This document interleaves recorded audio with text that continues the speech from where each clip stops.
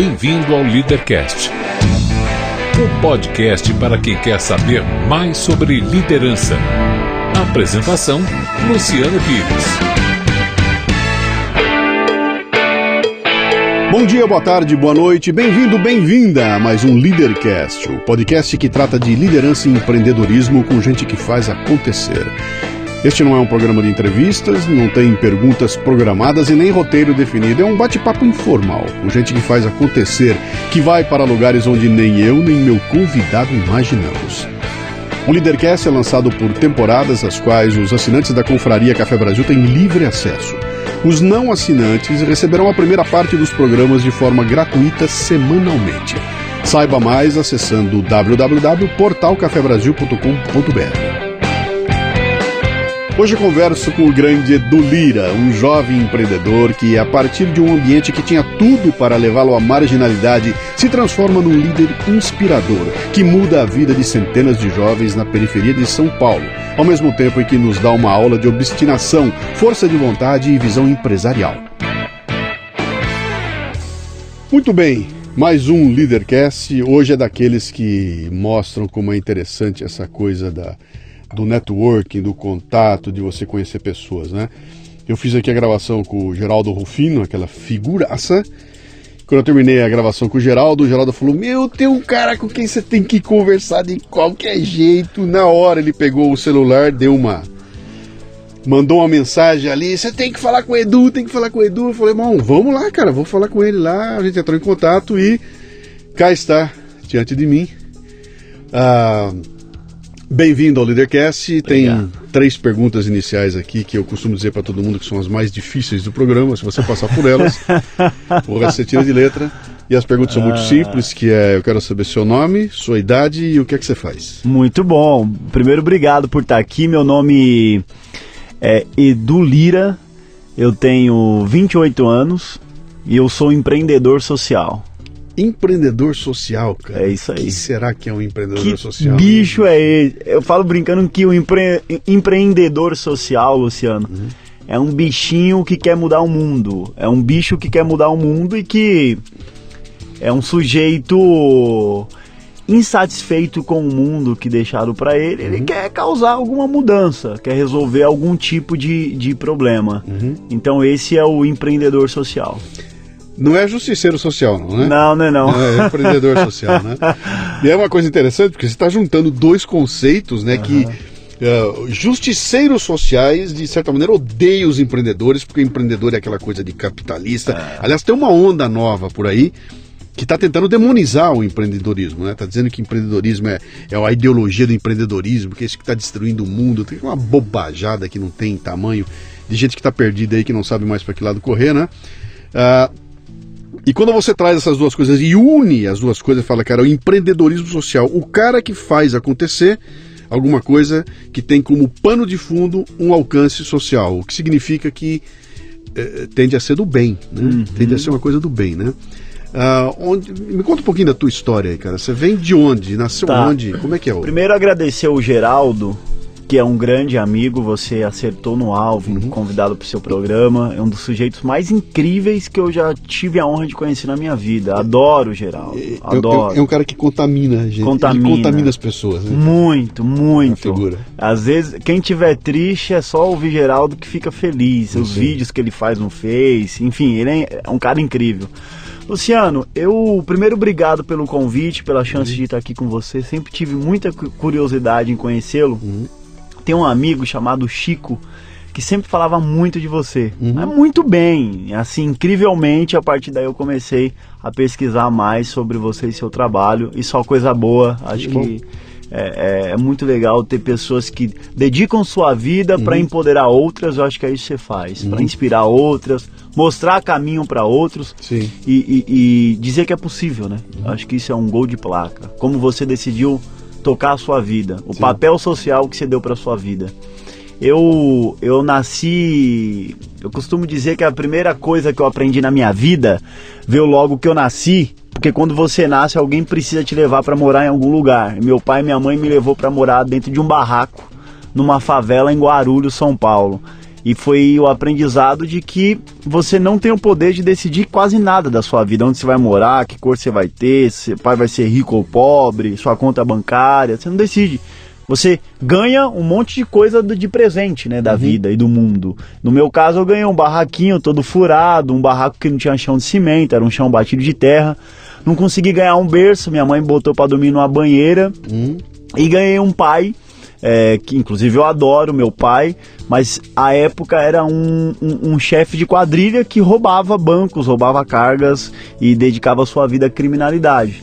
A profissão do seu pai era bandido. Meu pai, eu digo brincando que meu pai era um CEO, só que o CEO de uma quadrilha, correto? Ele era chefe de uma quadrilha? Era um CEO, né? Com metas, assim, colocou metas altíssimas na quadrilha, um sistema de meritocracia, era um CEO. Aliás, eu vi um trabalho há um tempo atrás, que eu preciso até recuperar isso aí. Se eu não me engano, é uma professora da GV, que fez um estudo de liderança baseado exatamente nas quadrilhas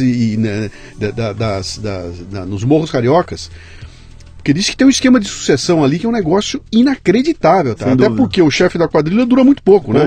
E esse cara morre e já tem um cara para assumir o lugar dele, e ela fez um estudo de como é que é esse processo de formação de liderança, que você pode descartar um líder e já ter um novo no lugar dele, né? Sem dúvida nenhuma. Eles têm um nível de liderança muito alto. Outro dado que existe um problema que muitos traficantes vão presos, quem assume também é a mulher. Mas ela não era do tráfico, mas ela assume porque é a forma que tem de bancar a família. Então é um dado social muito gritante. Teu pai lidava com tráfico também ou era só assalto? Também com tráfico, mas era muito mais assalto, mas também com tráfico de drogas. Sim. E aí, Luciano, eu cresci, né, enxergando esse cenário na minha frente. Cenário de violência, cenário de droga, cenário de quando meu pai estava na rua, quando meu pai estava preso, era de pobreza extrema, por outro lado, né? Então foram dias de muito... Diz que do 0 aos 7 anos você precisa de estímulo, né? A criança no céu. Então o estímulo que eu tinha era isso, né? Era violência. Era pobreza, era muita droga, era muita arma. E qual foi o meu ponto de virada na minha vida, Luciano? É que eu tive a sorte de ter uma grande mãe. Então, eu costumo dizer que, ao mesmo tempo que eu nasci pobre e miserável, eu também nasci rico e milionário. Pobre porque na minha favela não tinha escola, não tinha teatro, não tinha creche, não tinha cinema, não tinha nada, tinha um vazio. Mas, ao mesmo tempo, eu nasci muito rico porque nessa minha pobreza eu tinha minha mãe, que foi uma mulher muito forte, que me inspirou muito e que me dizia todos os dias que eu podia. Minha mãe me falava, era todo dia na favela: filho, não importa de onde você vem, o que importa na vida é pra onde você vai. E você pode ir pra onde você quiser. Você pode o mundo. E eu dizia: mamãe, mas não dá, ó a favela, ó o barraco, ó o pai. Ela dizia: você é maior do que tudo isso, você pode. Você tem irmãos? Então, filho único por parte de mãe. Tá. Então, Luciano, eu tô aqui conversando com você, com a sua audiência, com o seu público, porque eu tive uma mãe que me inspirou muito. Uma mãe que não me deixou desistir. Quando a escola falhou, quando o Estado falhou, de eu nascer numa favela que não tinha escola, que não tinha infraestrutura, eu nasci com os meus direitos sociais negados, a minha mãe entrou em cena. Então minha mãe, ela na ausência do Estado, a minha mãe foi a grande política social. E minha mãe tinha uma força muito grande de dizer: quem vai resolver a nossa vida somos nós. Minha mãe nunca se cadastrou em nenhum programa social, de ajuda social, não criticando quem se cadastra, mas a minha mãe decidiu não se cadastrar. Porque ela dizia: se a gente se cadastrar, a gente vai achar que esse é o único caminho. E tem um caminho muito maior, que é o do nosso protagonismo. Então minha mãe sempre me ensinou de que a saída estava na minha atitude. Da onde vem essa mãe, cara? Minha preta vem de uma família muito simples também. Um pai que era faxineiro. Meu avô criou a minha mãe fazendo faxina em empresas. Ele trabalhava como faxineiro em empresa. Minha avó, uma doméstica que cuidava do lar. Minha avó teve, se eu não me engano, 9 filhos. E minha mãe também foi forjada na dificuldade, né, Luciano? Muita dificuldade. Então, o que minha mãe fez, que eu acho que foi uma das coisas mais acertadas da minha mãe, dado o tamanho da pobreza que a gente vivia, minha mãe decidiu ter um filho só. Isso já é uma visão fantástica, cara. Isso é uma visão fantástica. Que, por outro lado, e como é que ela se apaixona por um bandido, cara? Pois é. Se ela tem esses valores tão claros assim... Como é que ele entra na paixão por um bandido, cara? O que é isso? Bom, você tocou num ponto muito importante. Quando minha mãe se apaixona pelo meu pai não era bandido. Meu pai era um atleta mesmo, maratonista. Meu pai chegou a correr pelo Corinthians. Uhum. E aí, num dado momento, ela já apaixonada, já vivendo junto, meu pai, as coisas não estavam dando certo pra ele. E como meu pai entra no crime, Luciano, vou te contar. Ele cresceu junto com minha mãe num bairro muito violento em Guarulhos. Na década de 80, em Guarulhos, tinha muito grupo de extermínio, que eram pessoas tidas como matadores mesmo. Meu pai tinha um carro velho, acho que era um Fusca amarelo, se eu não me engano. Meu pai tinha um grande amigo, e esse amigo pediu o carro do meu pai emprestado. Falou: Márcio, empresta pra mim seu carro. O pai falou: pega aí, a chave tá aí, pega aí. E meu pai emprestou pro cara. Esse cara tava jurado de morte na comunidade. Tava jurado de morte. E aí os matadores viram o cara dirigindo o carro do meu pai. Na hora os caras entenderam o quê? Pô, o Márcio tá com o cara. Uhum. Aí os caras foram lá na porta da casa da minha avó e falou: ó, o Márcio emprestou o carro pra um cara que tá jurado. E aí então o Márcio tá, né, acoitando o cara, acobertando o cara, e fala pro Márcio que nós vamos derrubar ele. A família entrou em desespero, aquela coisa. Meu avô foi lá, conversou, né? Meu pai falou: bom, se os caras vão me derrubar, o time dos caras é forte, eu já sei que eu vou morrer, mas se eu vou morrer, eu vou morrer lutando. Uhum. Foi a partir daí que se instalou uma guerra nessa comunidade. Meu pai tinha um dinheirinho guardado, ele comprou de arma e se armou para lutar pela própria vida e montou uma quadrilha com outros amigos. Aí, para quem já estava sujo, ele terminou de se sujar e começou a praticar roubos, assalto. Foi a partir daí. Uhum.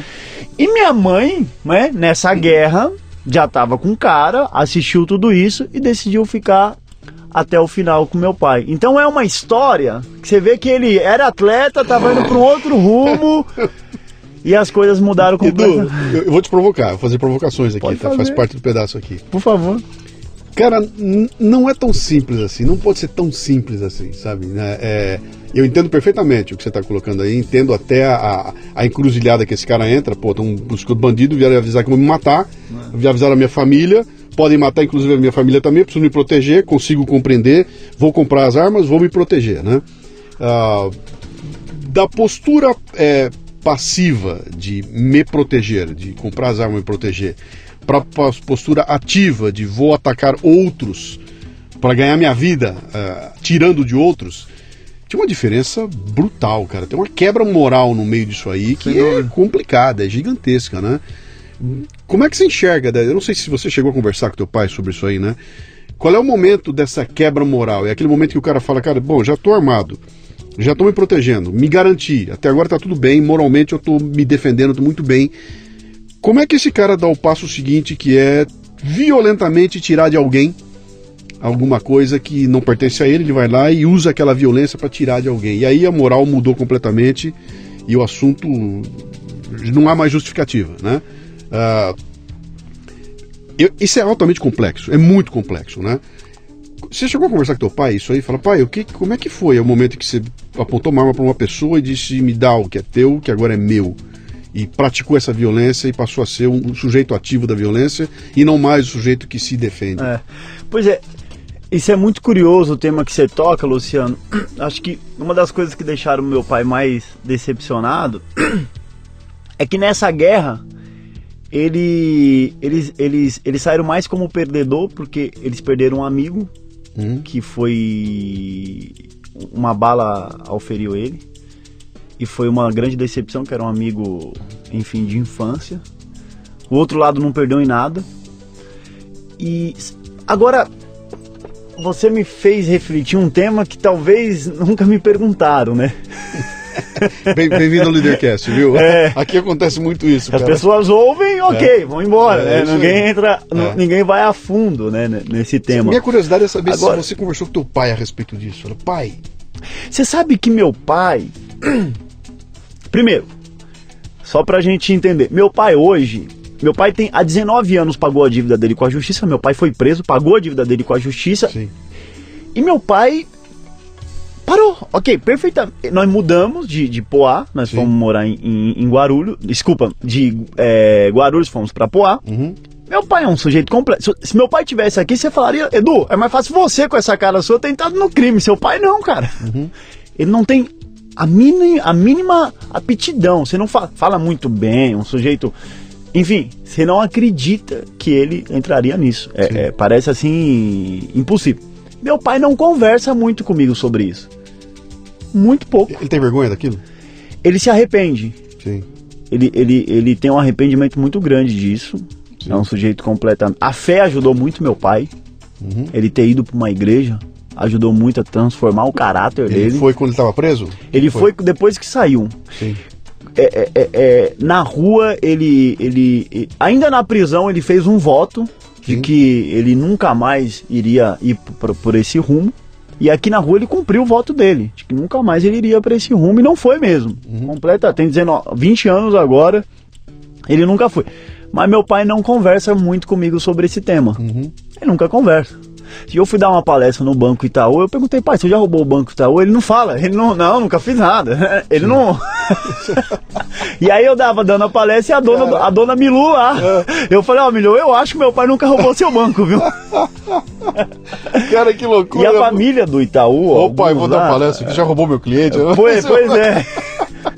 O que pra mim é uma grande satisfação. Sim. Aliás, não dei palestra só no Itaú, no HSBC, uma porrada de banco, aí no Bradesco. O que minha família pra eles era um risco. Correto? Meu pai era um risco pra esses bancos. Ele poderia roubar esses bancos. Cara, isso dá um filme, bicho. Dá um filme. Isso dá um filme. E hoje eu volto nesses bancos pra dar a palestra, ganho um dinheiro considerado e saio pela porta da frente, não fugido. Sim. Então, Luciano, eu acho que em boa medida, a pobreza e a violência, é até difícil de entender o que eu vou falar aqui, mas ela força as pessoas a saírem da naturalidade delas. Ela força algumas pessoas. Algumas pessoas, não todo mundo, porque eu também podia ter sido bandido. Claro. Aliás, eu tinha razões para ser bandido e ao mesmo tempo eu tinha 1 milhão de razões para não ser. Então ela força algumas pessoas a cometer coisas que não gostaria de cometer. Infelizmente, essa é uma realidade. Existe um tecido social que empurra a pessoa que não acorda, não tem o que comer, não tem nada, não tem dignidade. Vê violência o tempo inteiro dentro de casa. Essa é a minha maior preocupação. Que quem vê violência o tempo inteiro dentro de casa tem chances de repetir essa violência. Porque aquilo, ela se familiariza com aquilo. É normal. E passa a aceitar. Esse é o problema, quer dizer, você pega... Eu tenho uma frase interessante, eu não lembro quem foi que disse agora, que diz o seguinte: o hábito justifica qualquer barbaridade, cara. Quando aquilo se torna hábito, fica normal. É aquela história do... Há muitos tempo atrás, você está passando na Marginal de Pinheiros, tinha um motoqueiro atropelado. Cara, aquilo era um acontecimento, bicho. Passava na televisão, o helicóptero pegando um motoqueiro atropelado, parava todo mundo, que coisa louca. Bicho, hoje em dia, motoqueiro atropelado, talvez o motoqueiro não tô nem aí, o cachorro eu paro pra ver, o motoqueiro não mais. Ficou tão normal aquilo, que eu me habituo, e quando eu me habituo, eu não tenho mais, emocionalmente eu não tô mais envolvido, então aquilo passa a ser parte do dia a dia, e aí é o grande problema, passa a ser aceitável, cara. E o hábito... Quando ele torna aceitável essas loucuras todas, nós estamos com um baita problema, porque o tecido social cria um nó. E aí, meu amigo, é daí que o Brasil está vendo hoje aqui, né? Que, como é que você consegue viver num país que tem 60 mil mortes violentas por ano e achar que, cara, é assim. É isso aí. Você está feliz com isso? Não tem ninguém feliz com isso. Mas, cara, isso deveria ser a prioridade número 0 de qualquer política desse país aqui. Escuta, vamos parar de matar gente e depois nós vamos discutir se o menino e a menina podem escolher o banheiro onde tem que ir, tá? Isso é a segunda discussão. Primeiro, para de matar gente. Primeiro, para vamos cuidar da dignidade dessas pessoas. E não é assim, cara. Isso caiu é o 3º, 4º, 5º item de discussão, né? Isso aí. Então, essa coisa do hábito... Mas eu não quero perder aquela passada que você deu ali, porque você colocou um negócio fabuloso que eu já conversei aqui no Leadercast algumas vezes. Muitas pessoas que vieram aqui, que são caras bem-sucedidos hoje, começam assim, cara. Eu comecei a trabalhar com 12 anos de idade, com 15 anos de idade, e um modelo do meu pai era pro bem ou era pro mal. E vários vieram aqui e disseram o seguinte: cara, meu pai mostrou pra mim aquilo que eu não queria ser. E a partir daquilo que eu vi meu pai fazendo, eu falei, eu não serei igual a ele, e fui buscar um outro caminho, né? O teu caso é um caso interessante, né? Porque quando você fala que teu pai saiu daquela coisa há 19 anos atrás, você era um garoto. Eu era um garoto, Você tinha 9 anos de idade. Essa faixa. Então, aí, quer dizer, o que era o modelo do bandido, de repente muda e vira... Como é que isso funciona na cabeça de um garoto de 9 anos de idade, cara, que é o filho do chefe da quadrilha? É isso aí. Eu acho que você falou uma coisa que faz muito sentido, sabe, Luciano, de eu ter tido na minha frente o que eu não queria ser, o que eu não poderia ser. Uhum. Então, Tua mãe dizia pra ele, você? Dizia, isso era uma... Esquece o que Sim, você tá vendo. sem dúvida. A minha mãe dedicou a vida dela para que eu não entrasse no crime. Sim. Esse aí foi o grande objetivo da minha mãe. Meu filho não vai ser criminoso. E eu perdi primos também, eu perdi tios. Eu vi a violência, eu vi a violência assim na minha frente. Eu quase fui vítima de bala perdida. Eu vi ela assim, amigos meus na minha comunidade, quando você falou de criminalidade, de homicídios, né? A cada 34 minutos um jovem negro é assassinado no Brasil. Uhum. Quando você falou a prioridade, a gente tá vendo, olha isso não pode ser. Então eu vi, isso ocorreu na minha frente, eu vi meus melhores amigos, alguns deles foram assassinados. Uhum. Mas por que isso ocorre, né, Luciano? Você começa a andar nas comunidades, depois, naturalmente, não vamos falar mais disso. Eu tô todo dia em comunidade, você não vê um teatro, você não tem cinema, não tem espaços públicos, não tem cursos, não tem opção. Então, quando você não tem opção, o Estado, ele deixa uma brecha muito grande nas comunidades.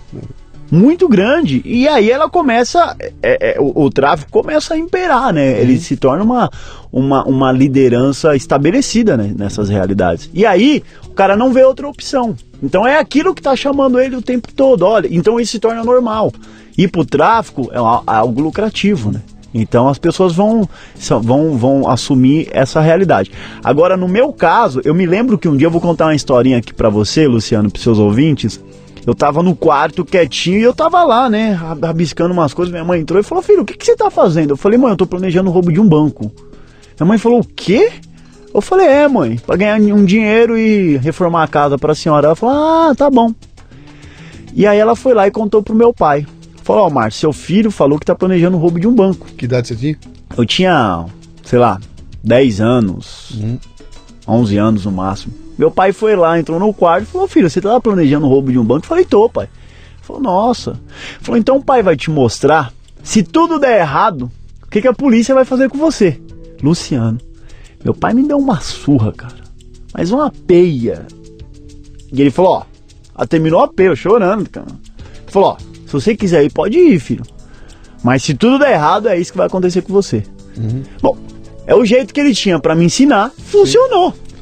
Porque depois daquele dia eu falei: cara, se é isso, eu tô fora. Não quero isso pra minha vida, não. Então, isso aqui é uma outra informação curiosa, porque na minha ONG tem filhos de traficantes, tem filho de todo mundo lá. E tudo que o traficante não quer é que o filho dele seja um traficante. Tudo que o bandido não quer é que o filho dele seja um bandido. Então, a última coisa que meu pai desejaria pra mim é que eu seguisse o mesmo caminho que ele. E minha mãe é a mesma coisa. Então, meu pai de um lado e minha mãe de outro, gerando consciência, tanto pelo diálogo como pela força, às vezes, me gerou um repúdio muito grande aí por essa direção. E ao mesmo tempo, eu acho que a rua, né, essa coisa de você, da sobrevivência, da luta, gera em você também uma força interior muito grande. E eu canalizei isso para um outro rumo na minha vida. Não, e o interessante é que você estava num ambiente em que você, embora você repudie, você compreende. Sim. Eu digo o seguinte: você não justifica, mas você explica. É isso aí. Eu consigo explicar e eu consigo compreender perfeitamente o que levou o cara a ser um bandido, etc e tal. Não vou justificar essa opção dele. Não justifico. Mas eu consigo entender perfeitamente aquilo e sei que aquilo existe e não deixará de existir. Exatamente. Enquanto algumas medidas não forem tomadas ali atrás. O crime nunca é justificável, Luciano. Nunca. Não tem como você justificar um crime. Porque, por exemplo, eu podia ter cometido, mas eu nunca cometi nada. Então, tem caminhos, tem outras chances, mas nem todo mundo tem uma força interior, tem uma consciência, nem todo mundo tem uma mãe chamada Maria Goretti, e nem todo mundo teve o exemplo do que não queria ser como eu tive do meu pai. E nem todo mundo tem consciência. Então tem pessoas que vai ter uma fraqueza emocional muito grande e que não vai demorar 5 minutos. Elas vão cometer o crime. Você era a única criança na casa? Ou tinha filhos do seu pai? Na minha casa eu era a única criança. Só você de criança? Lá. Então você não tinha irmãos para dividir essa coisa, tá? Nunca tive irmãos. Tá. Você estudou? Estudei. Estudou, como criança, tudo? Sempre estudei. Todo o caminho? Fiz todo o caminho, fui para a faculdade, estudei um período muito considerável. Sempre tive educação, minha mãe e meu pai sempre me manteve na escola. Sim. Não, meu pai e minha mãe, eles não me deram nenhum tipo de como eu poderia dizer, eles não me deram o que eu queria ter. Sei lá, por exemplo, na época na escola as crianças tinham muito bichinho virtual. Não sei se você lembra disso, Luciano. Eu queria ter um bichinho virtual por tudo na minha vida, porque todo mundo tinha, levava pra comer, pra passear. Eu falava, meu pai e minha mãe nunca conseguiu me dar isso, né? Eu conto que um dia eu fui na casa de um amigo que a mãe dele me ofereceu Neston e eu não sabia o que era Neston. Eu comi Neston. Eu adorei o Neston. Sabe quando você come assim, minha mãe do menino falou, você quer mais? Eu falei, eu quero. Comi 3. Cheguei em casa, falei, mãe, tem Neston? Minha mãe falou, filho, quem te contou esse nome aí? Eu falei, a vizinha. Não, esse negócio não é bom não. Porque não tinha, né? Ela queria... Então, o básico, assim, eles não conseguiram me dar, a não ser moradia, e às vezes a gente comia uma vez no dia, na outra almoçava e não jantava, ou jantava, não almoçava. Isso depois que seu pai saiu do crime? Já depois do meu crime. Talvez a parte mais difícil da minha vida foi depois que meu pai saiu do crime. Porque ninguém queria dar emprego pro meu pai, ele decidiu que não ia mais roubar. Sim. E como que a gente sobrevivia? Então essa parte ainda foi pior do que quando ele estava no crime. E é uma situação admirável, então, porque ele tinha tido uma experiência... Sim. De luxo em algum momento. Claro, mas aquilo para ele foi tão impactante. Pô, cara, eu queria trazer teu pai aqui, cara. Eu queria conversar com ele. Eu vou especular o velhinho. Vou perguntar para ele, cara, eu quero saber do gatilho. Onde é que tá o gatilho que virou a chave? É isso aí. Que virou a chave e você de repente volta para casa, tem dificuldade, não tem comida, não volta pro crime. E não volta mesmo, né? Não volta. Pô, isso é uma história. Eu vou trazer, eu quero velhinho aqui, cara. Com certeza, com o maior prazer. Não volta, e a gente passava muita dificuldade, Luciano. Sim. Isso de eu pedir as coisas pra eles e ele não poder me dar, né? Você foi pra universidade fazer o quê? O que você curtiu? Não, só pra concluir aqui um pouco dessa coisa que você tava comentando, que a gente, almoça, mas não janta, não sei o quê. E aí meu pai, ele criou uma estratégia muito interessante, que era o seguinte, todo dia, mais ou menos 5 horas, 6 horas da tarde, meu pai chegava em casa e falava assim, filho, se arruma, porque hoje nós vamos jantar na casa do Tonho. E todo dia, de quarta a domingo, tinha uma casa diferente pra gente jantar. Na minha cabeça, Luciano, meu pai era o cara mais influente da comunidade. Todo dia tem um jantar, nem você, Luciano, é convidado pra jantar de quarta a domingo. Sim, claro. E meu pai... chegava na casa do vizinho, meu pai fazia aquela conversa, o cara recebia a gente. Na minha cabeça, meu pai tinha sido convidado realmente, mas não era isso. Meu pai revelou a verdade no dia do meu aniversário, agora o último. E ele falou que a gente não tinha o que jantar. E ele basicamente criou um programa social chamado Visitas Sociais, que a gente simplesmente ia na casa do vizinho, entrava, dava 8 horas, 9 horas, o cara tinha que jantar, a gente não ia embora. E o cara falava, você não quer jantar com a gente, Márcio? Mas era na primeira. Meu pai dava um pulo, batia na barriga e falou, vambora! E a gente jantava ali com a pessoa, com a família, e participava de tudo e resolveu o problema do dia. Sim. E meu pai e minha mãe tiveram uma habilidade, Luciano, de que eu não sabia que a gente era pobre. Quando eu falo isso, pode ser que algumas pessoas se assustem. Você não sabia que eu era pobre? Eu não imaginava, eu não sabia que eu era pobre. O Geraldo, que veio aqui, ele conta uma coisa que é engraçada, né? Que hoje em dia as crianças de 6 anos sabem o que é crise. Você pergunta, o que é crise? Segundo o William Bonner, é um fator econômico, não sei o que. Eu não sabia o que era crise. Porque meu pai criava uma atmosfera de que a gente tinha alegria dentro de casa. Ia jantar na casa do vizinho, só que eu não sabia. Pra mim, eu tinha sido convidado. Então, isso foi fazendo com que eu passasse a minha adolescência, que foi uma adolescência de pobreza extrema, mas com alegria extrema, com amor extremo, porque pra mim eu tinha meu pai dentro de casa salvo. Pra mim, eu tava muito feliz de poder estar do lado do meu pai, já que do 0 ao 7 eu quase não tive. Era muita alegria. Então, eu acho que essa é uma reflexão legal, porque eu acho que em período de crise, Luciano, as pessoas mudam muito. O pai se torna um cara mais violento, chega em casa, a pessoa às vezes é da classe média, né? Mas ganhava 10 mil, passou a ganhar 5 e acha que vai morrer, que acabou. Isso influencia muito as crianças também. E torna-se, a gente começa a criar uma geração muito fraca, né? Eu escrevi um texto essa semana onde eu falava os cuidados que nós temos que ter nesse momento aqui que nós estamos vivendo de crise. E o número 1 é você criar uma armadura emocional que não permite que você, abalado emocionalmente, tome decisões... É isso aí. Cego, né? É isso aí. Que, a crise me abalou. Onde eu olho tem crise, todo mundo fala, eu tô mal, tô ferrado, tô bandido... Emocionalmente eu começo a tomar decisões, aí eu faço uma cagada atrás da outra, porque o racional não se estabelece mais, né? Então é interessante essa pegada aí, cara. Não, isso pra mim foi fundamental. Foi fundamental o que o meu pai teve a habilidade e a capacidade de fazer. Você nessa época, quando é que você começou a trabalhar? Eu comecei a trabalhar muito cedo, né? Esse dia uma jornalista ligou, falou que tava fazendo uma matéria de trabalho infantil, escravo, não sei o que. Eu falei, olha, no meu caso foi bom, porque eu comecei a trabalhar ajudando meu pai, que com 12, 13 anos eu comecei a trabalhar com o meu pai. Ninguém dava emprego pro meu pai, ele foi ser empreendedor. Ele começou a vender água mineral. Ele tinha uma variante velha, aqueles carros variantes, se você lembra? Sim, lembro. A gente lotava de água mineral, ia pra cidade de Tiradentes, Guaianazes, Ferraz de Vasconcelos, vender. O carro não tinha freio de mão. Então, eu ficava pisando no freio, enquanto meu pai descia, pegava a água, levava, pegava o troco e voltava pro carro e de novo. Ou, naquela época, nas periferias, ainda não era asfaltado. Tinha um pouco asfalto. Nessa época de chuva, era barro para tudo quanto é lado.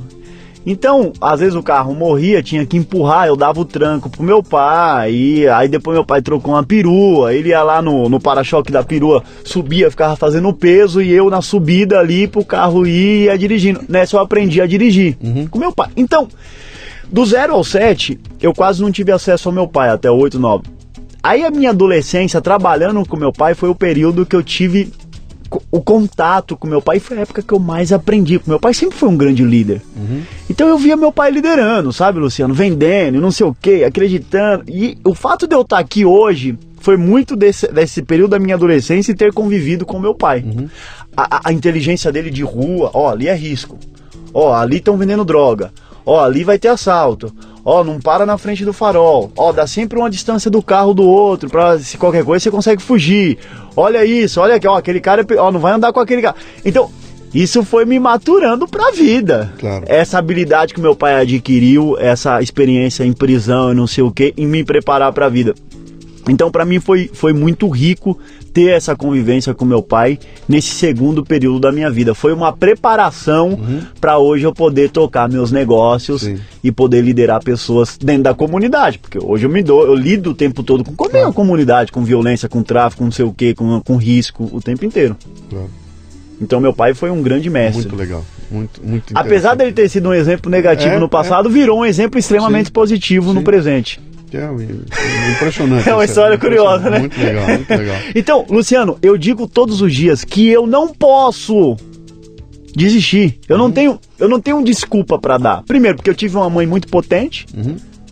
Minha mãe até hoje, minha mãe tá comigo o tempo, ela sabe que eu tô aqui com você, ela vê minha agenda lá. Sim. Você vai pra tal lugar hoje, hein? Trate bem o Luciano, conversa com ele, faz direito. O tempo todo, minha mãe sabe onde eu tô, a minha agenda ela vê, ela me acompanha. Você mora com seus pais? Não moro, sou casado com Maiara, eu tenho 2 anos e meio de casado, uma mulher que eu sou loucamente apaixonado. Mas por outro lado, eu não posso desistir porque eu tenho o exemplo do meu pai, do que ele é, e meu pai abriu mão das drogas, abriu mão de uma vida de ter várias mulheres, abriu mão de ter dinheiro, é um dinheiro momentâneo? Mas abriu mão de tudo. Sim. Pra viver uma vida justa. Então quando eu olho pra tudo isso eu falo assim, cara, eu não tenho razões de desistir, eu não tenho desculpa. Até pra não decepcionar meu pai. Sim, sem sombra de dúvida. Me parece que ele fez tudo isso e pelo que você contou, ele queria que você tivesse um futuro E de certa forma, se você acho que um dia conversar com ele, ele vai falar, né? Que cara, talvez ele tivesse vergonha daquilo que ele estava fazendo cada vez que ele olhava para você. Ele viu um menino de 9 anos e aquele exemplo que você falou da surra que você tomou do negócio do assalto do banco, cara, aquilo pra mim é fundamental, cara. Talvez você tenha salvado teu pai, cara. Pois é, você falou uma coisa que é muito curiosa. Eu tenho um jornal em casa, tá na casa do meu pai. Muito antigo, da década de 80. Um jornalista perguntando, uma foto do meu pai inclusive, o jornalista perguntando assim, qual é o seu sonho? Perguntou pro meu pai, ele falou, meu sonho é sair daqui. Por quê? Ele falou, porque meu filho tem 7 anos e eu quero terminar de criar ele. E o jornalista falou, você sai, você não vai mais roubar? Ele falou, nunca mais, eu vou criar meu filho. Tá no jornal, cara, isso aí. Então tá... Seu fator motivador, você foi o cara que salvou seu pai. Ele fala isso. Ele fala isso. Impressionante isso. Ele fala isso. Vamos lá, meu caro. Você então, que loucura. História boa, né, Luciano? Muito boa história, cara. Aí você começa então, estudou e tudo mais, você vai para a escola e escolhe um caminho do que quer ser quando crescer. Pintou alguma coisa assim na tua cabeça? Vou seguir tal caminho, quando crescer eu quero ser isso. Legal. Eu decidi, eu não tenho um diploma, porque eu não fiz o primeiro semestre da faculdade. Eu entrei no segundo semestre, fiz meu TCC, e aí eu tinha que voltar pro primeiro. Eu falei, não vamos voltar mais pro primeiro. E eu estudei jornalismo. Jornalismo? Por quê? Vamos lá, interessante, Luciano. Por que eu estudei jornalismo? Porque era o sonho do meu pai. Meu pai sonhar, até que meu pai é um bom comunicador, meu pai fala muito bem. Fala bem, fala corretamente, meu pai é um lord. Meu pai queria ser jornalista, não conseguiu, virou bandido. Aí eu vou no meu pai e falo, pai, eu vou entrar na faculdade. O que o senhor me orienta? Ele falou, filho, você é um cara que gosta bastante de ouvir, embora eu esteja falando, gosto muito de ouvir, Luciano. E falou, e você também se comunica bem. Tem que ser jornalista, cara. Eu falei, mas pai, jornalismo? Ele falou, e era o sonho do pai, e o pai não conseguiu. Se você fizer, você vai se dar bem e você vai realizar o meu sonho. E eu fui, e me apaixonei. Naturalmente, hoje eu não exerço a profissão de jornalista.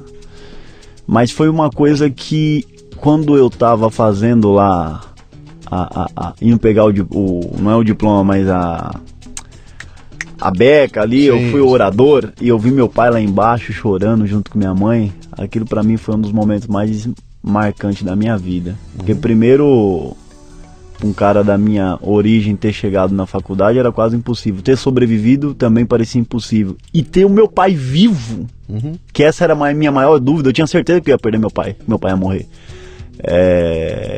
Ali na universidade, me ouvindo, pra mim foi um dos momentos mais marcantes da minha vida. Eu não consigo nem imaginar. Cara, é muito doido isso. O que pode ter acontecido naquele momento? Aliás, isso é sempre uma pergunta que eu faço para as pessoas que vêm aqui. Eu pergunto, cara, e aí? Quando ele conta a história de superação, cara, a hora que você pegou o canudo e chegou, pai, tá aqui o canudo, o que aconteceu naquele momento, né? Mas aí, isso foi a vitória dele, cara, a vitória da vida dele lá.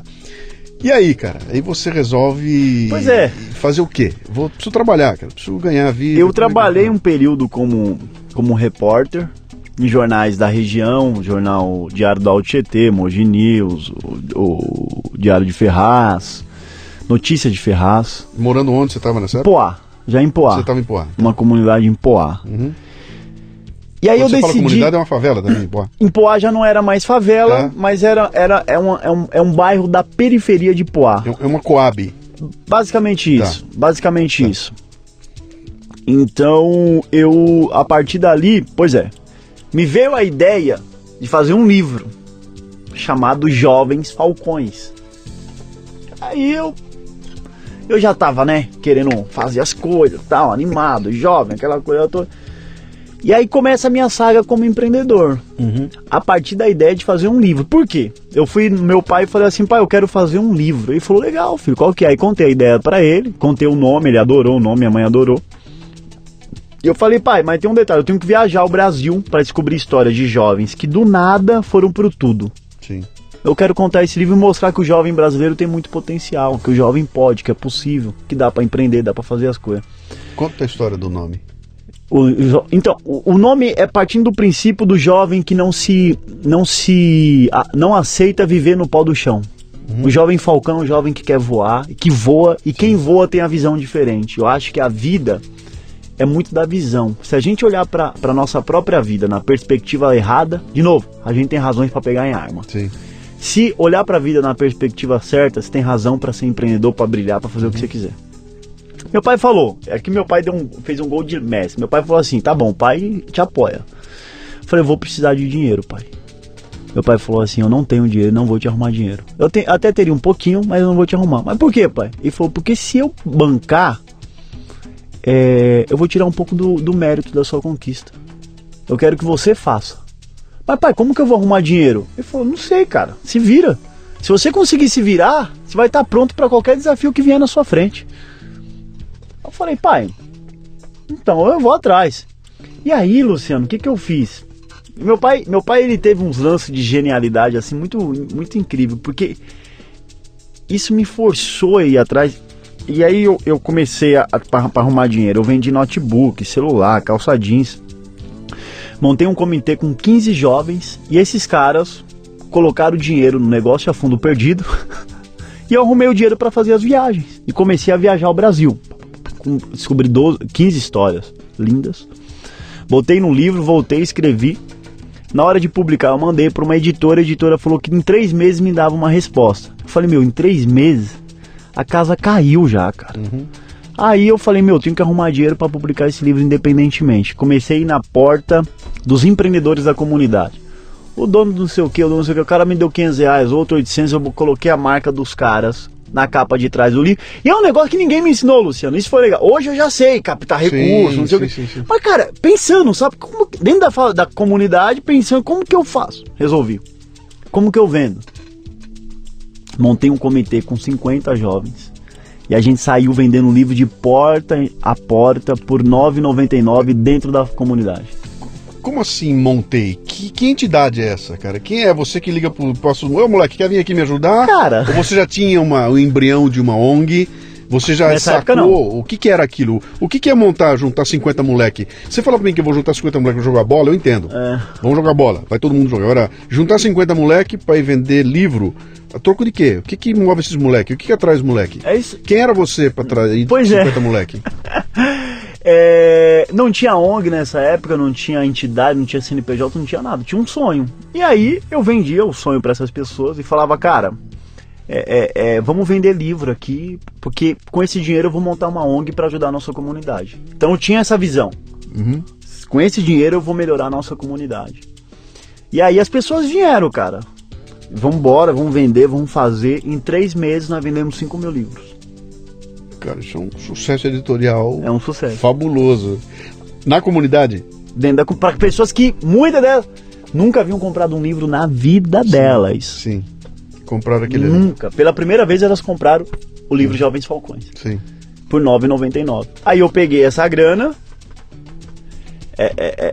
e botei para criar, aí sim, o Gerando Falcões, que é a ONG que eu toco até hoje dentro da periferia, na comunidade. E aí a ONG, o nome que eu coloquei foi Gerando Falcões. E a partir disso, uma outra grande história começou a se desenvolver. Então eu digo o quê? Que o livro foi o ponto inicial para eu começar a empreender. Porque eu não tinha dinheiro, não tinha patrocínio, não tinha o patrocinador, não tinha nada. Não tinha ninguém. E tinha o sonho e a vontade. E a partir disso, do nada, eu consegui construir o que existe hoje. Então isso é muito legal. Eu acredito muito nessa coisa que as pessoas podem construir a partir do nada. Eu não tenho dúvida nenhuma, cara. Aliás, se eu for contar minha história pra você aqui, ela é assim, né? Ela começa também... Preciso fazer alguma coisa, começa aqui, começa ali, olha onde nós estamos, olha onde chegou. Isso foi uma construção que ela vai, ela vai baseada, mas havia lá atrás, lá no começo, teve um propósito, né, muito claro, teve um valor qual eu abracei. E o que veio na sequência, que o pessoal fala, pô, que sorte que você deu, né? Sorte pra caramba, hein? Sorte que eu dei, né? Uma coisa leva a outra e você acaba chegando nisso aqui, que nós dois aqui conversando, não é do nada, né? Não é por acaso que nós estamos aqui, né? Não. Muito bem, então vamos entrar lá agora nesse teu grande sonho, que é aquilo que acaba te trazendo aqui, né? Que é uma ONG chamada Gerando Falcões. Quando você pensou em preparar... Você já tinha ideia que seria uma ONG? Você sabia o que era uma ONG ou você não tinha ideia do que era? O que era aquilo? Eu não sabia o que era ONG. Essa é uma pergunta... Hã? Que ano era? Isso 5 anos atrás. Só 5? É, muito próximo, muito recente. Isso é uma pergunta legal. Esse dia a gente tava na favela fazendo uma ação de livros. E aí eu levei alguns amigos aqui, amigos empresários, pra entregar livro comigo. E aí tinha o Cido, que é cabeleireiro. E eu apresentei esse amigo empresário pro Cido e falei, esse aqui é o Cido, ó, ele é empreendedor na comunidade. O Cido se assustou. Falou, Edu, não, eu não sou disso aí não, do movimento aí não, cara. Eu falei, não, Cido, empreendedor é coisa boa, cara. Ele é. As pessoas são empreendedoras, mas não sabem que são. Sim. Tanto que no dia, o livro que as pessoas mais pediram é o dicionário. E até que tanto o dicionário, acabou o dicionário, em 5 minutos acabou o dicionário. Aí o menino, ele inclusive ele é herdeiro do Girafas. Ele era diretor de marketing lá, um grande amigo meu, muito, muito próximo, o Ricardo Guerra. Ele falou, perguntou pra pessoa, mas por que tanto você quer dicionário? A pessoa falou assim, porque eu preciso entender o que o William Bonner fala na televisão, que eu não entendo aquelas palavras difíceis, o PIB, não sei o que, aquele debate do Aécio e da Dilma, aquele povo fala aquelas palavras, mas eu não tô entendendo nada, tá falando do meu país, Então, quer dizer, as pessoas estão fazendo coisas legais na favela, mas por falta de instrução elas não conseguem entender o que estão fazendo, o nome certo, mas sabem o que estão fazendo. Que eu acho isso um dado muito importante, até para os nossos políticos, nas campanhas eleitorais. Eles estão debatendo, parece um monte de estrangeiro debatendo um país, parece estrangeiro debatendo o meu país, e fala coisas que estão tão longe da população. E eu acho que eles devem imaginar que a população está entendendo o que eles falam, mas não está entendendo nada. Não estão nem aí, cara. E aí aparece um que entende e fala a língua que a população quer ouvir, e aí, meu amigo, você vende qualquer coisa. É isso aí. Porque por maior que seja o absurdo, esse absurdo eu consigo entender. Aquele outro que tá falando um negócio fantástico, eu não consigo entender nada. É isso aí. Então eu vou onde eu consigo entender. E aí cria-se as histórias que você já conhece. Essa foi a conversa ontem, sabe o evento que eu te contei, que eu fui ontem? Legal. A discussão lá era o seguinte, como é que a gente leva essa discussão que nós estamos tendo aqui de altíssimo nível para um público que não tem a história para entender isso aqui, né? Exato. Quem que sabe falar essa língua? Quem sabe falar esse idioma, né? E eu acho que esse é o desafio que nós estamos vivendo no dia a dia no Brasil, que é poder traduzir essas coisas para um público que não está preparado para compreender. Mas volta ali, ó. Você não sabia direito o que é que você estava fazendo? Não sabia. Não sabia o que eu estava fazendo, tanto que essa é uma história muito boa para eu te contar. Quando eu já tava ali, né? Porque vamos lá, então eu peguei esse dinheiro, aluguei uma salinha, uma salinha muito pequena, mas muito pequena, sei lá, 4x4, enfim, muito pequena. Comprei dois computadores e uma menina para me ajudar lá. Depois eu fui descobrir que eu tava errado porque a menina não era registrada, enfim, um monte de coisa. E tudo bem, eu não tinha nem CNPJ.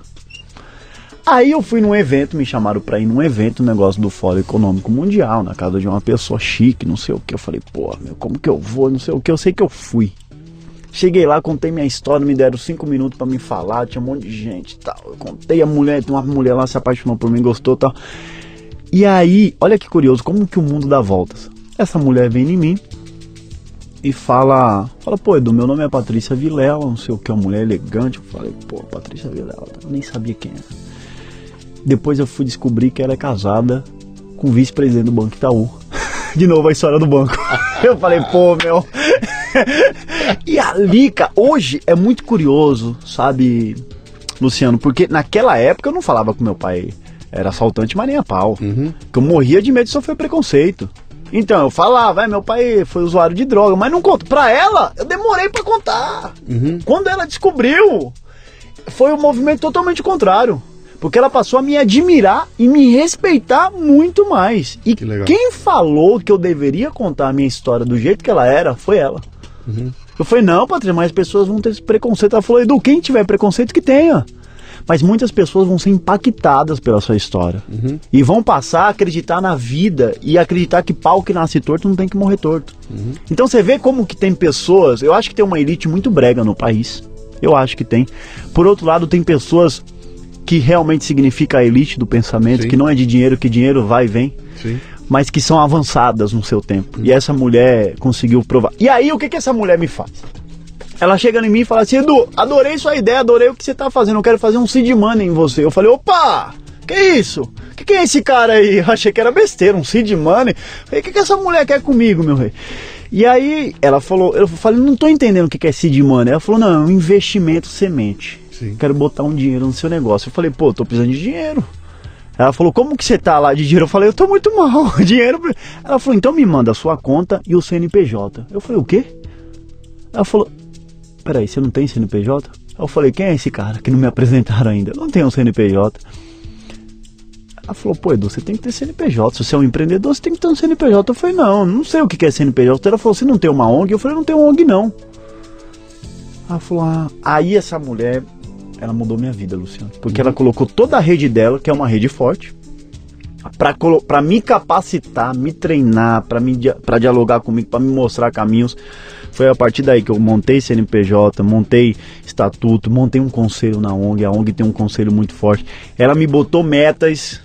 Então ela colocou 60 mil reais na ONG, com investimento de semente, mais um outro dinheiro que veio depois, e metas, e expertise, e coach, e não sei o que, e conselheiro, e botou a gente cumpriu todas as metas, e a ONG hoje, a partir daquele investimento de semente dela, hoje tem 30 pessoas. Ela quando ela fez isso, ela representava o quê? Um indivíduo ou uma entidade? O que ela... Muito legal.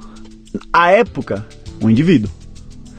Isso deu tão certo que ela percebeu que aí tinha um nicho. E aí ela montou um instituto chamado PDR, que hoje a ONG dela atua para empoderar pessoas e transformar novos Edus. Claro que não é isso, transformar novos... Sim, mas eu entendo, teoricamente, é um conceito esse. Pegar líderes sociais que não têm apoio, não têm visibilidade e dar apoio da rede, da visibilidade e um recurso inicial. Essa mulher é casada com o vice-presidente do Itaú, Ricardo Vilela. Quer dizer, essa mulher é uma coxinha, certo? É uma coxinha, é uma elite, é uma exploradora, né? Ela é culpada pelos malefícios que o país tem. Se há um mendigo na rua é por causa do marido dela, que pegou todo o dinheiro que o mendigo devia ter, né? Portanto, ela representa o mal da sociedade, porque ela está consumindo os recursos que outros pobres não têm. Essa é a mulher que você está me contando a história, né? Estou te fazendo uma provocação. Claro, tá? claro. Porque isso a gente continua ouvindo esse absurdo o tempo todo. E o fato de você botar o rótulo Itaú nessa mulher transforma essa mulher no inimigo a ser combatido, quando é completamente o contrário, né? Se você está aqui conversando comigo hoje, se você construiu essa história toda, é porque ela enxergou alguma coisa. Sem dúvida. E ela está usando o poder que ela tem, né? E o poder que ela tem é o poder desse networking, de poder de conectar as pessoas para transformar a vida da comunidade, cara. Sem dúvida. E indiretamente ela deve ter salvado a vida de uma molecada. Muita gente. Não, o que ela fez hoje tem um respingo em centenas e milhares de pessoas. A reflexão que eu faço, Luciano, sobre a Patrícia, hoje a Patrícia não é mais investidora, até porque, o que eu falei para ela? Ela queria renovar, eu falei assim, Patrícia, não renova. Não precisa. Eu falei, mas por que eu falei? Eu queria que você fizesse o que você fez comigo com outras pessoas. Sim. Eu não preciso mais disso. Eu vou me virar.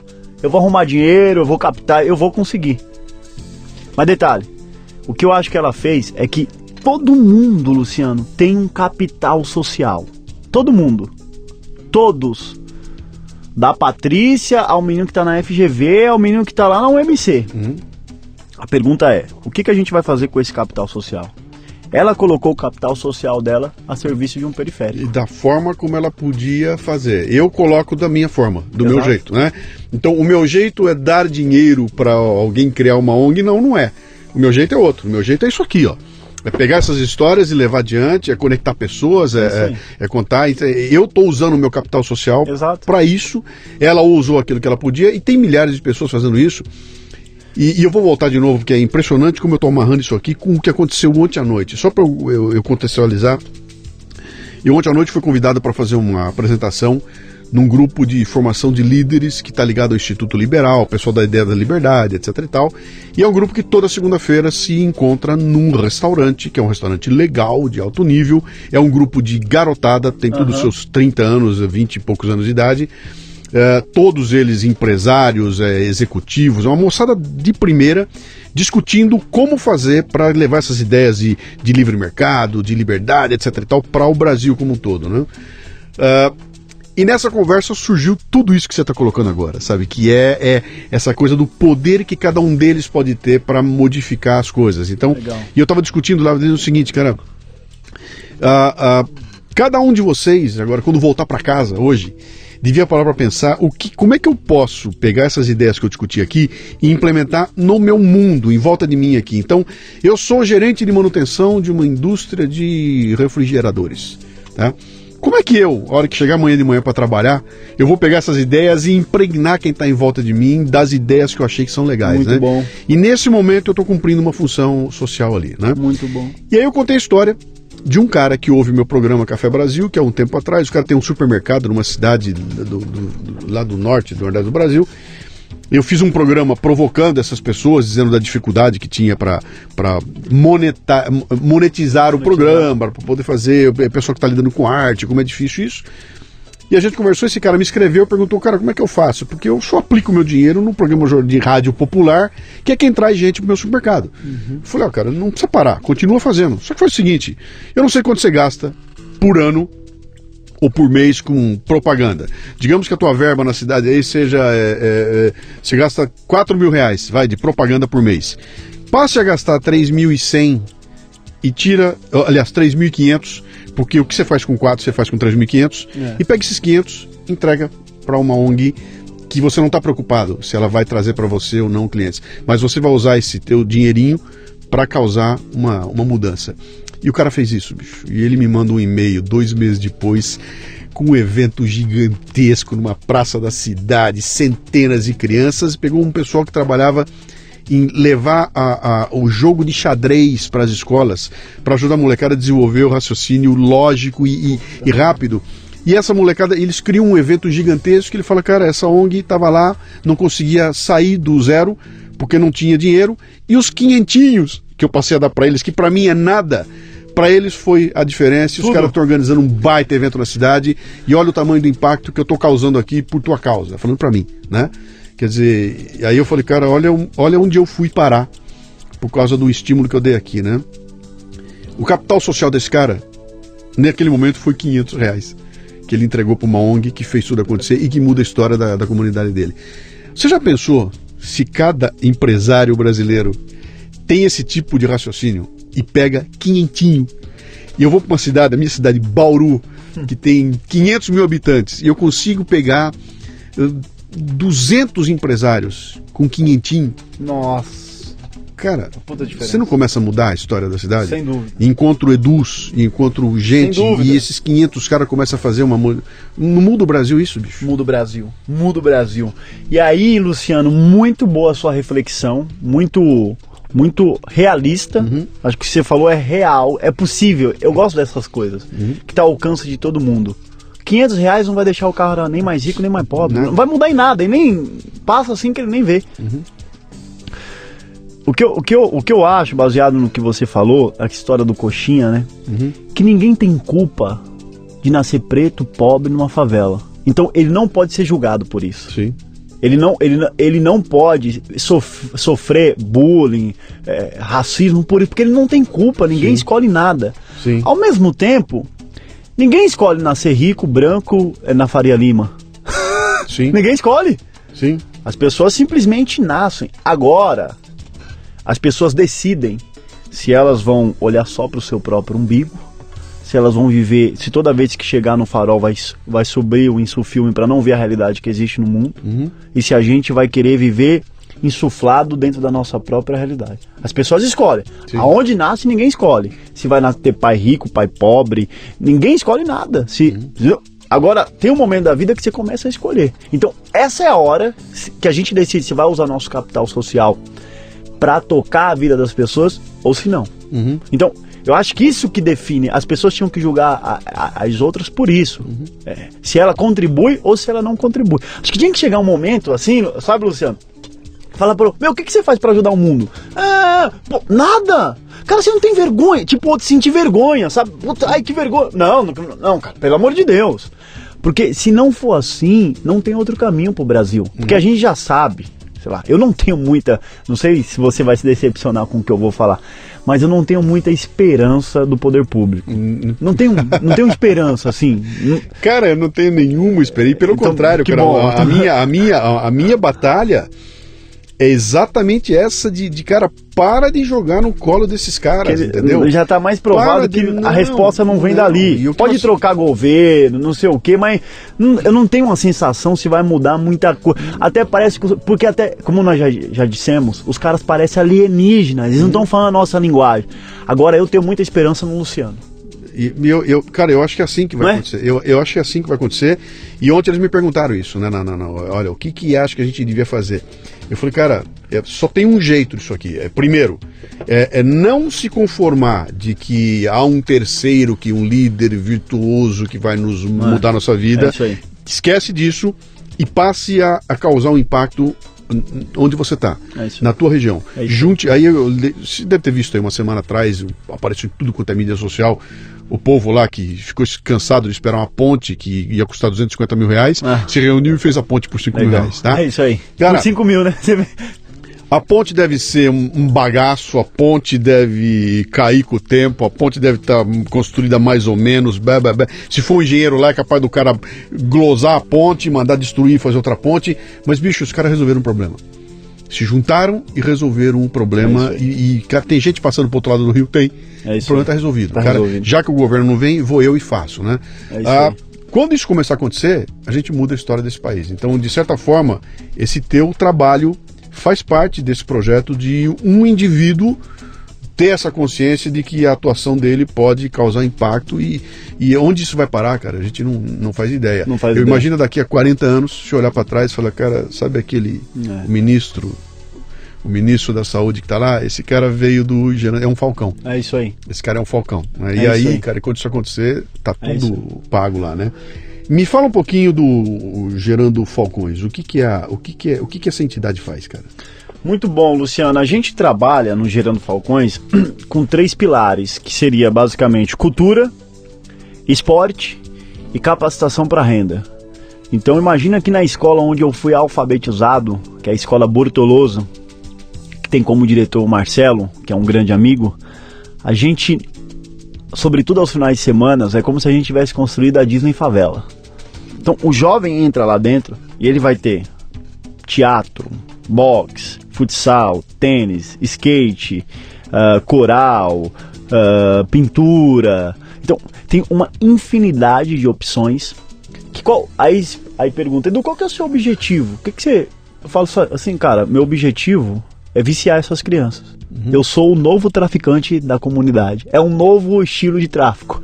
Mas por quê? Porque eu vicio crianças. Em quê? Só que é um novo vício. E eu acho que esse é o vício que salva. Sim. O Brasil precisa viciar os seus jovens e entrar na competição e dizer assim, eu vou chegar primeiro e esse traficante vai perder porque ele não vai conseguir viciar esse menino em cocaína. Nós vamos viciar em pintura, em teatro, em cinema, em literatura, em tecnologia. E esse é o vício que vai jogar esse menino para outro patamar. Então eu posso te afirmar que as 500 crianças que estão debaixo do nosso chapéu, elas não vão se viciar em cocaína, nem em crack, porque elas estão viciadas num vício que salvou a vida delas. Sim. Então a gente trabalha muito forte com isso. Agora a gente está estabelecendo um novo projeto em parceria com empresas de tecnologias muito grandes no Brasil, inclusive. Só não posso dizer porque ainda não está assinado o contrato, mas que é um curso para... Nós estamos montando uma central para formar jovens programadores dentro da favela. Eu acredito que o novo Steve Jobs, o novo Bill Gates vai vir da favela. Então nós vamos capacitar jovens para fazer aplicativo, para fazer software e os colocar no mercado de trabalho. Sim. Um programador... Mais ou menos, Luciano, esse cara ganha 4 mil por mês, cara. Se a gente faz esses jovens terem um salário, sei lá, de 4 mil, claro que não vai começar com 4 mil, mas daqui num curto prazo de 2 anos, isso é possível. Esse cara vai ganhar mais dinheiro do que a mãe, do que o pai e do que os 2 irmãos juntos. Ele vai ser o cara na raiz, como é que fala? Árvore genealógica. Esse aí, nessa árvore aí que você falou. Sim. Ele vai ser da história dos últimos 200 anos, o cara que mais vai ganhar dinheiro na família. Mas agora veja, não é o dinheiro pelo dinheiro, é o protagonismo. Sim. E aí a gente mudar a referência de que não vai ser mais o traficante. O primo dele vai querer ser ele, vai crescer. Eu quero ser o André, cara. Porque, pô, o André tá falando diferente, chegou aí com um jeito diferente, tem uns amigos diferentes, tá falando coisa nova, fez um aplicativo que facilitou a vida da comunidade, que integrou. Eu quero ser esse cara. A gente muda a referência. E aí, por último, a gente muda a matriz econômica da favela, que hoje é o tráfico, infelizmente, é o principal motor da favela, e a gente põe a tecnologia. E aí muda o padrão, cara. Então você muda. Claro, e esse é um trabalhinho de formiguinha, que é uma coisa que eu me bato muito, cara. Você não está pregando nenhuma revolução. Você está pregando uma evolução, cara. Você não vai chegar num lugar e falar, olha, atenção, peguei o botão e virei o botão. Não é assim, cara. Não é. Você está pegando uma garotada, isso vai levar quanto tempo, Edu? Cara, vai levar 10, 15, 20 anos, cara. Eu vou ver o resultado daqui a 15 ou 20 anos, porque é uma mudança evolutiva, né? Não é disruptiva ali, né? Que eu acho que não tem outro jeito. Eu não acredito em disrupção nesse sentido, assim, na questão da moralidade, na questão de mudança social. Para mim não existe disrupção. Isso, vou pra rua, boto fogo no automóvel, tudo isso pra mim é uma bobagem sem tamanho, que não tem sustentabilidade. Isso até provoca uma mudança e no momento em que você piscar, volta a ser o que era. O único jeito da mudança acontecer é esse processo evolutivo. É você treinar um cara e você falou muito bem, eu vou viciar esse menino nos vícios bons, né? Nas coisas que são saudáveis e que vão preparar uma raiz em cima da qual esse moleque pode voar muito longe, né? Isso aí. De onde você vem? Tem muito Edu? Tem muitos Edus, mas pelo fato de os instrumentos sociais não terem sido colocados na comunidade deles, esses Edus morrem. Vou te dar um exemplo, muito claro. Ele não se declara, mas dizem que o chefe do PCC é o Marcola, correto? Esse Marcola teve sentado nos mesmos bancos de escolas que o Edu esteve, que o André, que o Marquinho teve, enfim, ele teve na escola. E a escola perdeu esse cara. Então, quer dizer, a gente precisa repensar o modelo que a gente tem, porque se esse jovem tá lá, ele tá debaixo do nosso guarda-chuva. E a gente tem como dar um encaminhamento para esse jovem. Mas se a gente perde essa oportunidade, outro segmento vai dar um encaminhamento. Então, a sociedade está perdendo de produzir Edus para ajudar a mudar o Brasil. Você está tocando um negócio, Edu, que para mim é fundamental e tem a ver com uma discussão que se coloca agora e que ela é muito superficial e ela é agressiva, que é aquela história que eu fiz a provocação com a moça do Itaú lá, né? Eu, Luciano, sou um coxinha, eu sou de elite, eu moro num belo apartamento e a culpa das mazelas da sociedade são minhas porque eu estou pegando os recursos de alguém e, portanto, eu sou uma classe a ser exterminada, né? Você está falando para mim a mesma coisa. Você está dizendo isso para mim, você está jogando na minha cara, você está me dando um puta tapa agora para dizer que a culpa disso toda é minha, porque você está explicitando claramente que há um espaço que eu não estou ocupando, cara. Eu estou simplesmente me afastando, eu não vou lá na tua comunidade ver o que está acontecendo lá, e eu me nego a acreditar que aquele moleque que veio me assaltar no ponto, no farol, eu tenho alguma culpa disso. E eu costumo dizer, não, a culpa é desse moleque, o moleque fez uma escolha errada. Mas você me traz assim uma realidade e fala, cara, você já pensou se diante desse menino tivesse várias escolhas? Se ele tem as escolhas e escolhe ir para o crime, aí eu consigo ver que tem alguma coisa moralmente errada lá.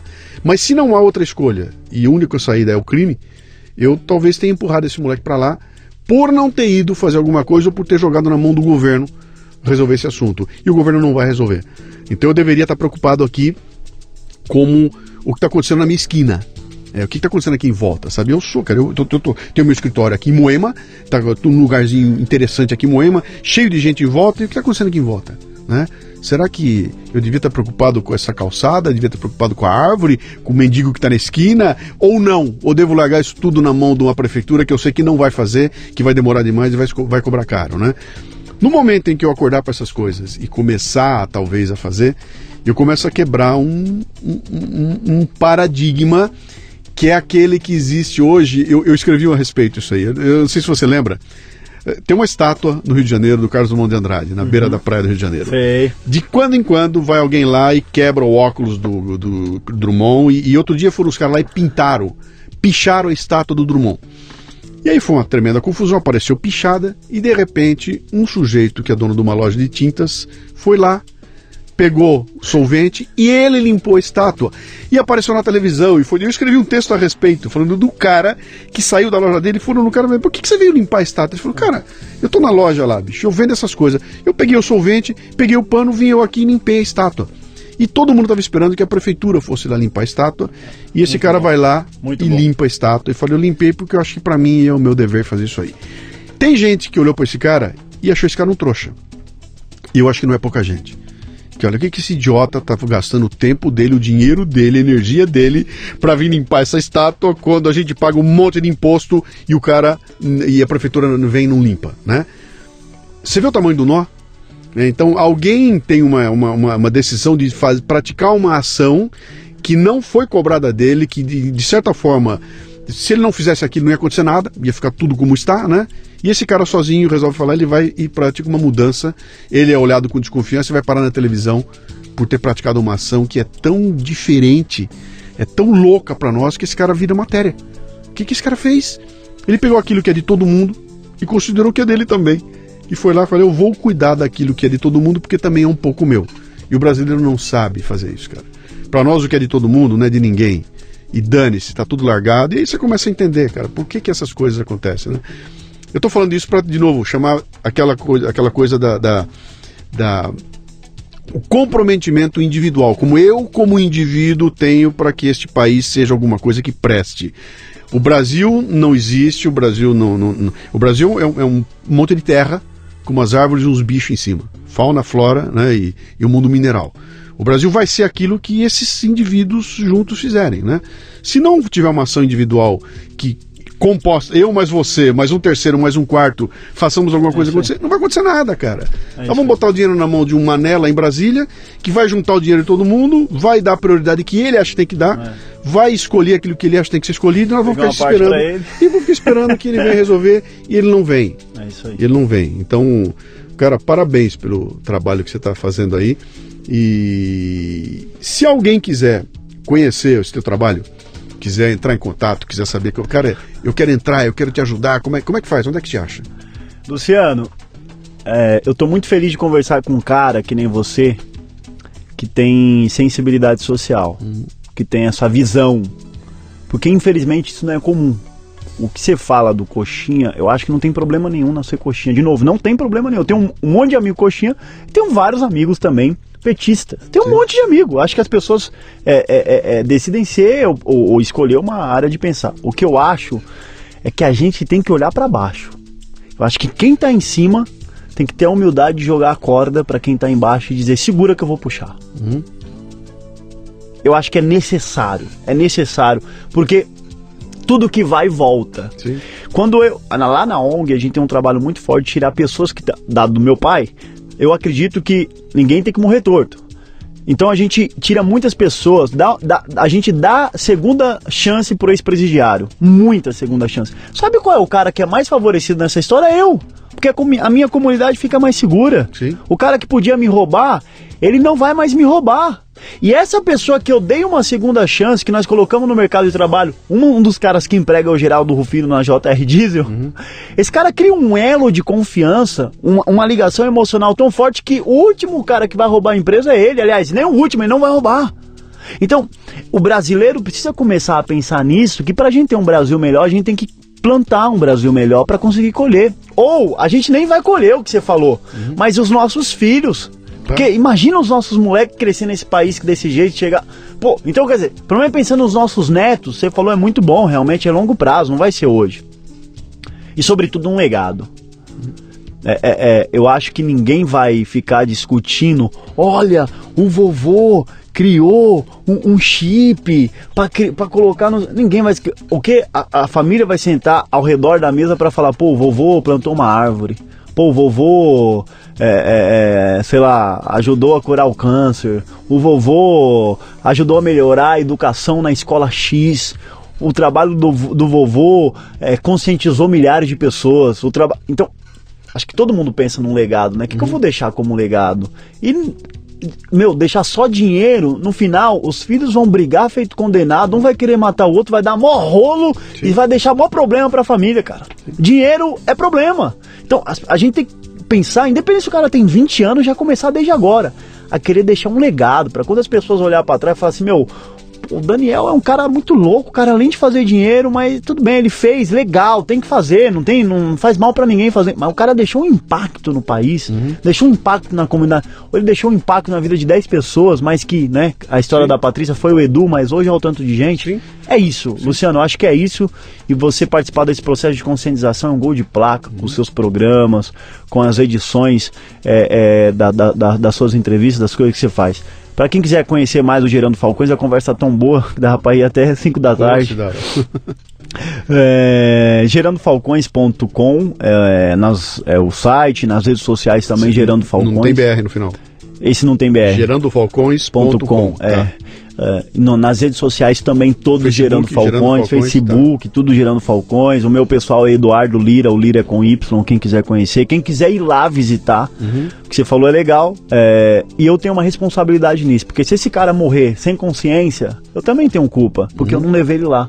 Por isso que todo sábado eu levo diversos executivos, diretores de empresas, universitários, para passar o dia comigo dentro da favela. Eles entram nas casas dentro da favela, eles conhecem a Dona Tereza, eles pegam na mão e falam assim, aquele ali tá nas drogas, ó lá, a culpa é sua também, cara, e aí? E depois eles vão lá na Disney Favela, né, dentro do polo, conhecer toda a transformação, e na hora de ir embora eu falo pro cara, Edu, o que eu preciso fazer, cara? Eu falo, cara, agora é com você, eu não sei o que você precisa fazer, o que seu coração pede pra você fazer? Que aí o cara viu. Então, eu também tenho essa obrigação de derrubar muros e construir pontes. Sim. Então, quem quiser ir lá, é só marcar, é só agendar. Legal. Eu tenho certeza que nunca mais vai ser o mesmo, cara. E se você for o mesmo, realmente você é um insensível. Não merece. É um coxinha. Né? No mau sentido, né? No mau sentido. No coxinha como xingamento. No mau sentido. É brincadeira, esse negócio Edu, de coxinha é tudo brincadeira. Legal. Edu, grande papo. Você falou, dá pra gente ir longe aqui, mas valeu. Valeu a recomendação do Geraldão lá. Eu vou mandar um agradecimento pra ele. Eu quero ir lá nesse sábado aí, num sábado desse aí, cara. O que você quiser, avisa, cara. Eu quero ir lá sim. Vai ser uma honra. Quero conhecer mais e se tiver a chance de eu participar mais e ajudar mais, eu quero estar contigo nessa aí. Obrigado. O trabalho que você está fazendo aí, não há dinheiro que pague isso. Quero ter um valor social, que é uma coisa que realmente quem vai sentir isso é alguém lá no futuro que vai olhar para trás e falar, cara, cruzei com um louco. Um belo dia eu cruzei com um louco, minha vida estava indo para um lado, virou para o outro por causa da trombada que eu dei nesse louco. E tomara que tenha mais gente como você, como a moça do Itaú lá, né? A moça do Itaú lá atrás, que tem essa consciência de olhar a gente que está fazendo acontecer, acreditar naquilo e fazer crescer. É o único jeito do Brasil sair do buraco. Cara. E aí, Luciano, eu queria só agradecer as pessoas que me ajudam a fazer isso. A empresa, se você me permite falar, a empresa IS Logística é uma patrocinadora, o Guaraná Antártica, a Motorola, a Bala de Mascar, Mentos, a Universidade de São Judas, o Geração de Valor, são empresas, o Geraldão com a JR Diesel, são empresas que acreditam no Gerando Falcões, me dão a sustentabilidade, ok? Para eu poder estar na favela fazendo transformação. Então, sem esses caras eu não conseguiria tocar a vida de mais de 100 mil jovens por ano. Então, eu sou muito grato a essas marcas e que venham mais. Sim, e que venham. Pode vir que tem. Perfeito. Valeu, meu amigo. Um abraço. Tamo junto. Tchau. Você ouviu o Leadercast com Luciano Pires. Mais uma isca intelectual do Café Brasil. Acompanhe os programas pelo portal cafebrasil.com.br.